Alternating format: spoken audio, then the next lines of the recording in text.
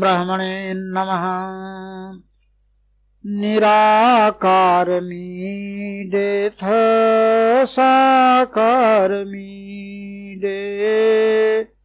गुणाधारतो निर्गुणाधारमीडे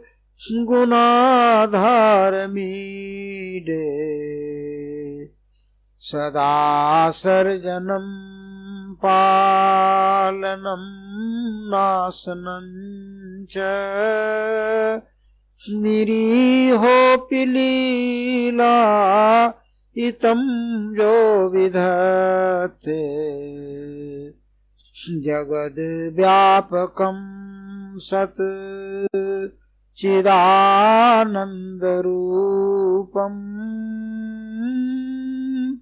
तमीशं जगज्जीवनाधारमीडे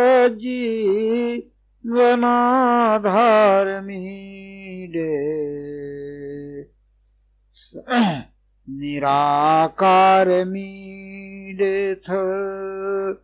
साकारमीडे गुणाधारतो निर्गुणाधारमीडे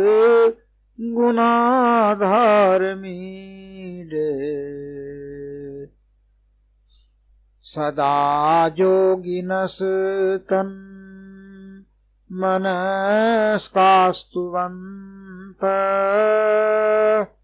कृपालेशतो यस्य तत्त्वं भजन्ति।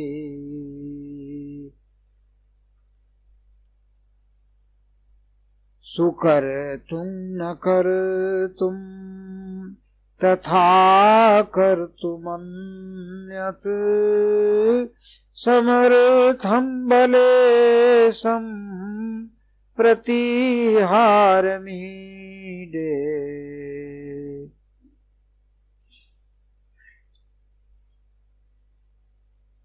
निराकारमीडेथ साकारमीडे गुणाधारतो निर्गुणाधारमीडे।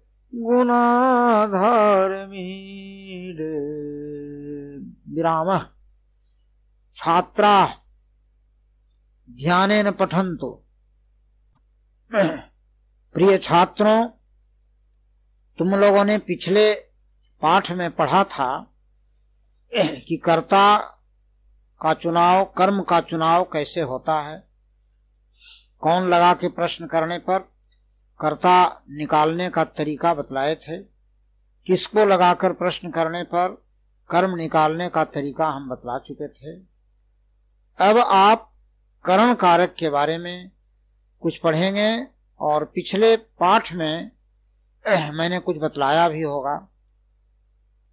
जिसके द्वारा क्रिया होती है वह करण कारक होता है। आप जानते हैं, जिस शब्द के बाद से चिन्ह जुटा हुआ रहे और उससे पता चले कि उसके द्वारा क्रिया हो रही है तो वह करण कारक होता है। क्रिया को संस्कृत में धातु कहते हैं, ये आप जानते हैं। एक उदाहरण मैं देता हूं हिंदी में।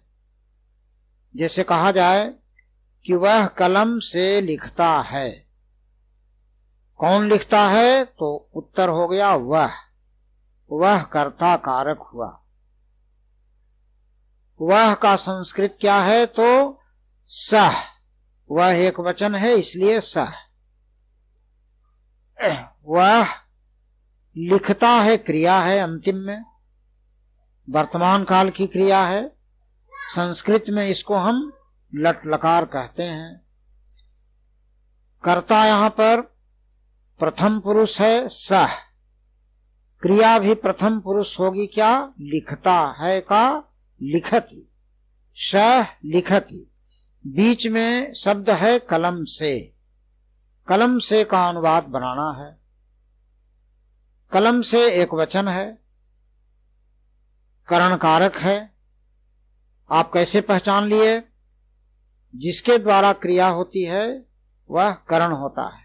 यहां कलम से क्रिया हो रही है। कौन सी क्रिया? लिखने की क्रिया। तो कलम से करण कारक हुआ। विभक्ति कौन कहाएगा? तृतीया विभक्ति इसको कहेंगे। अब वहां रूप चलेगा तो तीसरी पंक्ति में तृतीया विभक्ति का रूप होता है कलमेन कलमाभ्याम कलमये। कलमेन एक वचन, कलमाभ्याम द्विवचन और कलमये बहुवचन। यहां पर कलमेन अनुवाद होगा। सह कलमेन लिखति, वह कलम से लिखता है।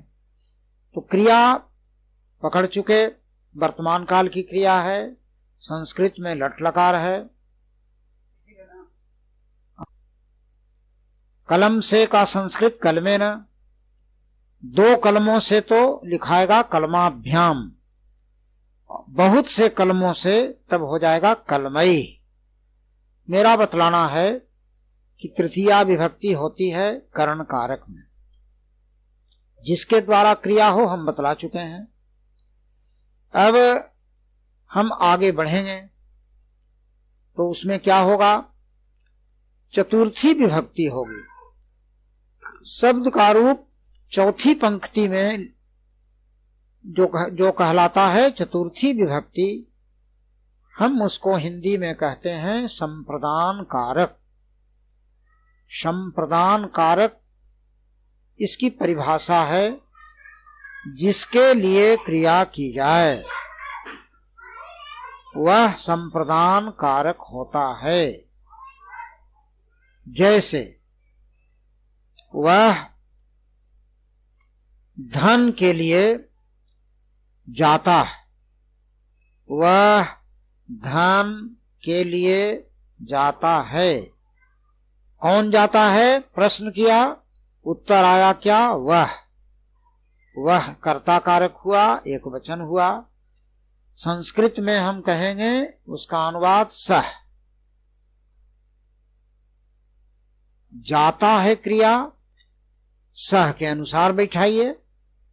सह यहां अन्य पुरुष एक वचन है तो क्रिया एक वचन आप बैठाइए। वह धन के लिए जाता है, सह धनाय गच्छति। अब गच्छति हुआ एक वचन, प्रथम पुरुष हुआ। कर्ता भी एक वचन है, प्रथम पुरुष है, लेकिन बीच में धन के लिए शब्द का अनुवाद बनाना है। तो हम बता चुके हैं कि के लिए जुट जाए तो चतुर्थी विभक्ति समझिए और संप्रदान कारक समझिए। तो चौथे लाइन में, चौथी पंक्ति में होता है कलमाय कलमाभ्याम कलमई। कलमाय कलमाभ्याम कलमई जैसे हुआ था उसी तरह से बनाइए। धनाय धनाभ्याम क्या? धनेभ्य। यहां लिखिए वह धन के लिए तो धनाय, सह धनाय गच्छति, वह धन के लिए जाता है। यह उदाहरण हुआ चतुर्थी विभक्ति का। और किस कारक का उदाहरण हुआ? संप्रदान कारक का हुआ। आप एक शब्द जानते हैं तो दूसरा शब्द भी बैठा लेते हैं। जैसे आप बोलते हैं गजाय गजाभ्याम गजेभ्य, उसी तरह से यहां बनाए धनाय धनाभ्याम धनेभ्य। चतुर्थी विभक्ति आप समझ गए होंगे, किंतु चतुर्थी विभक्ति में कुछ और बात है। वह क्या है कि जब देना क्रिया वाक्य में रहे, और कैसा देना? तो सदा के लिए देना। तो उस स्थिति में जिसको दिया जाता है वह संप्रदान कारक होता है और उसका नाम चतुर्थी विभक्ति होती है। इसको ध्यान से आप पढ़ेंगे। जिसको दिया जाए, किंतु शर्त है कुछ देर के लिए नहीं दिया जाए, सदा के लिए दिया जाए। जैसे राजा भिखमंगे को धन देता है कौन देता है? तो राजा देता है। राजा यहां कर्ता कारक हुआ, एक वचन हुआ। राजा का राजा भी लिख सकते हैं, नहीं तो नृपः। राजा लिखिएगा तो थोड़ा कठिन होगा, आपके समझ में आएगा। राजा राजानो राजानः रूप होता है तो कठिन पड़ेगा। नृपः दीजिए, नृपः। राजा भिखमंगे को धन देता है। ध्यान दीजिए, देता है क्रिया है, अंतिम में लिखा हुआ है। संस्कृत बनाइए, यह प्रथम पुरुष है, एक वचन है, तो आप बनाइए यच्छति। दूसरा शब्द होगा इसका ददाति। ददाति, ह्रस्वी का। यदि यह ददाति नहीं लिखेंगे तो दूसरा भी जान जाइए, यच्छति। पठति की तरह यच्छति, तो हो गया राजा देता है का अनुवाद हो गया। बीच में है भिखमंगे को, और फिर है धन, दो शब्द बीच में है। तो अब आप ध्यान दीजिए कि भिखमंगे को है, यहां को चिन्ह है, तो को चिन्ह आपको हम बतलाए थे कि कर्म कारक का होता है। आपको लगेगा कि यहां कर्म कारक भी क्यों न हो जाए, तो आप समझिए कर्म कारक यहां नहीं होगा। क्यों नहीं होगा? इसलिए कि भिखमंगे को सब दिन के लिए धन दिया जा रहा है, तो जिसको दिया जाए वह कर्म कारक नहीं होकर संप्रदान कारक होता है। याद करें, सभी उदाहरण आपके मिलेंगे, सभी उदाहरणों में आपको मिलेगा को चिन्ह कर्म कारक, लेकिन संप्रदान कारक में जब देना क्रिया रहेगी तो वहां को चिन्ह होगा, तो वह क्या होगा? कर्म कारक नहीं होगा, संप्रदान कारक होगा। तो वाक्य है कि राजा भिखमंगे को धन देता है, तो भिखमंगे को इसका अनुवाद बनाना है। संस्कृत में शब्द चुनिए, भिखमंगा के लिए भिक्षुक, भिक्षुक शब्द है, इसका रूप चलता है बालकः बालकौ बालका, तो भिक्षुकः भिक्षुकौ भिक्षुका। दूसरी पंक्ति में बालकम बालकौ बालकान होगा, भिक्षुकम भिक्षुकौ भिक्षुकान। तीसरी पंक्ति बालकेन बालकाभ्याम बालकैः, तो वहां होगा भिक्षुकेन भिक्षुकाभ्याम भिक्षुकैः। चौथी पंक्ति में बालकाय बालकाभ्याम बालकेभ्यः, यहां होगा भिक्षुकाय भिक्षुकाभ्याम भिक्षुकेभ्यः, लेकिन अनुवाद भिक्षुकाय क्यों बनेगा? इसलिए कि एक वचन है, तो यहां भिखमंगे को एक वचन है, भिक्षुकाय बन गया। लेकिन कोई पूछे कि भिक्षुकाय कौन कारक है, तो आप यहां कहिए कि संप्रदान कारक है। अच्छा, आप पूछिए यहां भिक्षुकाय में कौन विभक्ति है, तो चतुर्थी विभक्ति है। आपसे कोई पूछे किस सूत्र से यह हुआ, तो आप कह दीजिए संप्रदाने चतुर्थी। संप्रदाने चतुर्थी सूत्र है, नियम है, उसके आधार पर भिक्षुकाय हो गया। अब धनम क्यों हुआ, इस पर ध्यान दीजिए। आप प्रश्न करते हैं कौन देता है, उत्तर आता है नृपः, राजा। किसको देता है, उत्तर आता है क्या? भिखमंगे को। संस्कृत होता है भिक्षुकाय, लेकिन धन शब्द है उसके साथ बैठा हुआ, यह यहां कर्म कारक है। अब आप पूछेंगे कि कैसे कर्म कारक है?